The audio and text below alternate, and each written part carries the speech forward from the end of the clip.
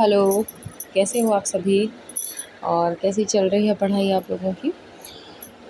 हम लोगों ने जो शुरू किया है अभियान कि हम ट्रिक के माध्यम से पढ़ाई जारी रखेंगे और अब रट्टा नहीं मारेंगे, बाकायदा ट्रिक बनाएंगे और ट्रिक के माध्यम से पढ़ेंगे ताकि हमें जब भी ऑप्शन दिखे हमें वो ट्रिक याद आ जाए और हमारा आंसर गलत ना हो। तो ये हमने शुरू किया हुआ है और हमने काफ़ी सारे टॉपिक्स कवर कर लिए। हमारा विषाणु हो गया, बैक्टीरिया हो गया, प्रोटोज़ोआ हो गया, घरेलू हिंसा अधिनियम हो गए, आविष्कार हो गए, उनके आविष्कारक हो गए और क्या एक हमने क्या किया था, एक उद्भवन रोगों का जो अवधि काल होता है ना, वो सारे हमने टॉपिक्स कवर कर लिए हैं।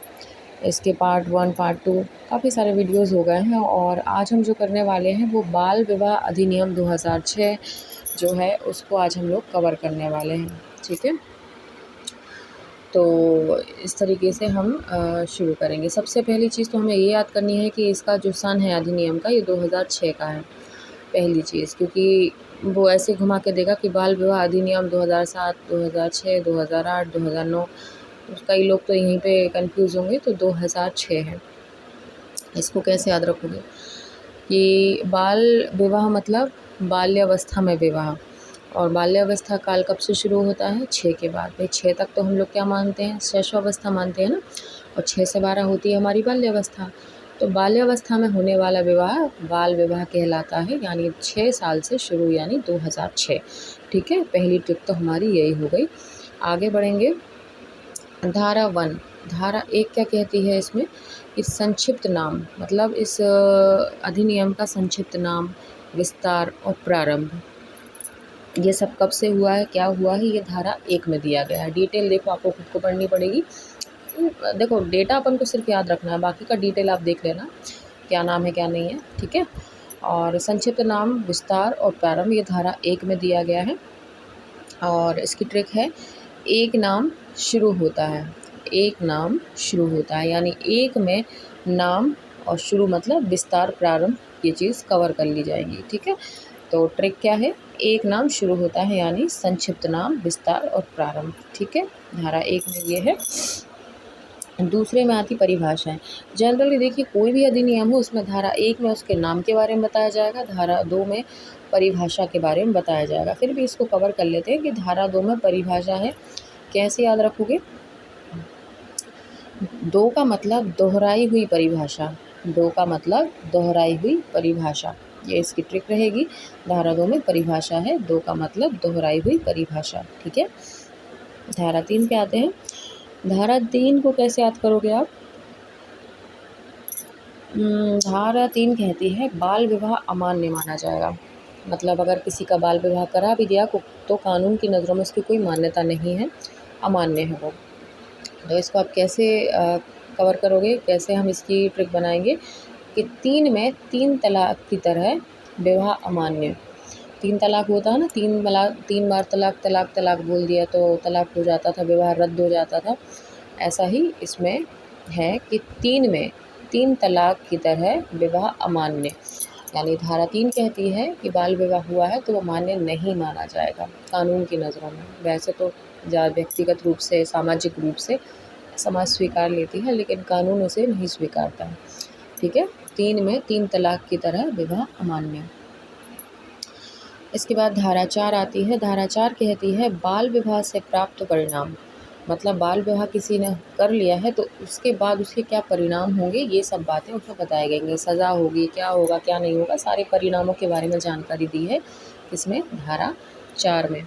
तो ट्रिक कैसे बनाएंगे हम कि 4 परिणाम, ठीक है, विवाह के 4 परिणाम, बस ऐसे याद रखना, विवाह बाल विवाह के 4 परिणाम, यानी बाल विवाह के 4 परिणाम, यानी 4 धारा में परिणामों की बात की गई है। ठीक है, बाल विवाह के 4 परिणाम।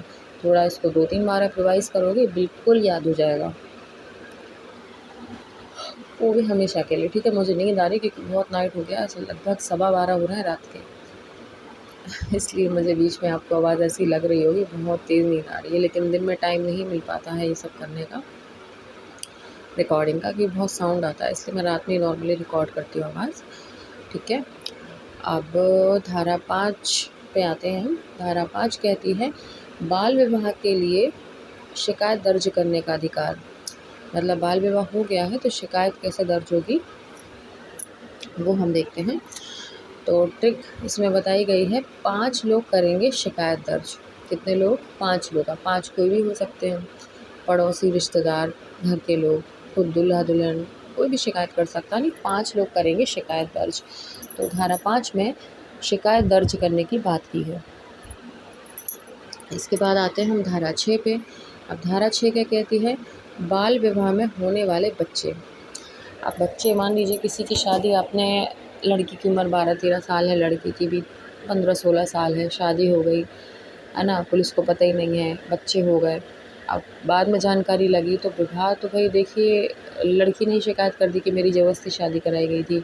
अब लेकिन बच्चा जब हो गया तो उस बच्चे का क्या होगा? ये बात किसने की है? धारा 6 में की गई है। तो धारा 6 की ट्रिक हम कैसे बनाएंगे कि 6 बच्चे कानून की नज़र में, 6 बच्चे कानून की नज़र में, हुआ भले एक बच्चा हो, लेकिन हम ट्रिक के लिए 6 बच्चे लेके चलेंगे कि 6 बच्चे कानून की नज़र में। ये हमने ट्रिक बनाई है, तो याद रखना है इसको, ठीक है। अब आती है धारा 9 आती है अब सीधा। धारा 9 है कि बाल विवाह को बढ़ावा देने पर सज़ा। बढ़ावा देने वाले को भी सज़ा है। अड़ोसी पड़ोसी कह रहे हैं कि लड़की 16 साल की हो गई, शादी कब करोगे, इसकी शादी कर दो, यानी ये बढ़ावा देना हुआ ना बाल विवाह को, तो उनको भी इस चीज़ की सज़ा मिल सकती है ना। तो धारा 2 कहती है कि बाल विवाह को बढ़ावा देने पर भी सज़ा है। तो इसकी ट्रिक क्या होगी? नो का मतलब हाँ, नो कहो बाल विवाह को, नहीं तो सज़ा मिलेगी। नो कहो बाल विवाह को, नहीं तो सज़ा मिलेगी, है ना। नो कहो बाल विवाह को, नहीं तो ये किससे हो कह रहा है कोई भी, या फिर इसके आगे पीछे कुछ भी लगा दो कि विवाह को नो उकसाओ। हाँ, ये कर लो, विवाह को नो उकसाओ, नहीं तो सज़ा मिलेगी। उकसाने की बात हो रही है ना, बढ़ावा देने की। बाल विवाह को नो उकसाओ, नहीं तो सज़ा मिलेगी, ये बना लो, ये बेटर है, ठीक है। अब आगे बढ़ेंगे हम। अब धारा 10 क्या कहती है? धारा 10 कहती है कि बाल विवाह में भाग लेने वाले की सज़ा। अब बाल विवाह में शामिल भी तो होंगे 10 लोग, होंगे कि नहीं होंगे? अब शादी होगी तो अकेले तो होगी नहीं, कहीं 10 लोगों को बुलाओगे ना, रिश्तेदारों को। तो वही हमने ट्रिक बनाई है कि धारा 10 कहती है बाल विवाह में भाग लेने वाले को सज़ा, ठीक है। शादी में मौजूद, बाल विवाह में मौजूद 10 लोगों को भी सज़ा मिलेगी। 10 लोगों को, यानी धारा 10, बाल विवाह में शामिल 10 लोगों को भी सज़ा मिलेगी, ठीक है। ये धारा 10 को हमने बिल्कुल याद कर लिया। अब आते हैं हम धारा 12, और ये लास्ट है इसकी, विवाह रद्द करने का अधिकार। कोई भी लड़की हो, कोई भी लड़का हो, उसकी बचपन में नादानी में शादी कर दी, वो जैसे ही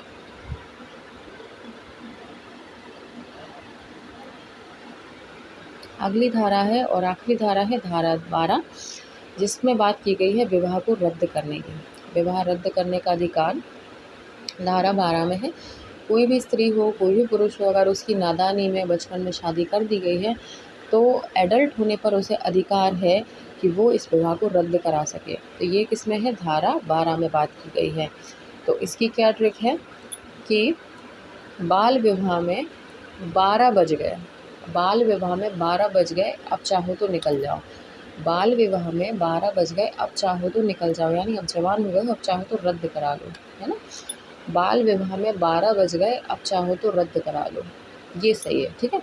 बाल विवाह में 12 बज गए, अब चाहो तो रद्द करा लो, ये आपकी धारा 12 कहती है। तो हमने इस एक्ट को पूरी तरह से समझ लिया है। एक बार और आप लोग आराम से रिवीजन कर लेना, आपका प्रॉपर तरीके से ये हो जाएगा कंप्लीट, ठीक है। दोबारा रिवीजन करेंगे, आपको तो करा दूँ रिवीजन, क्विक रिवीजन ले ही लेते हैं, ऐसा करते हैं, ठीक है। तो धारा 1 क्या कहती है? संक्षिप्त नाम, विस्तार और प्रारंभ।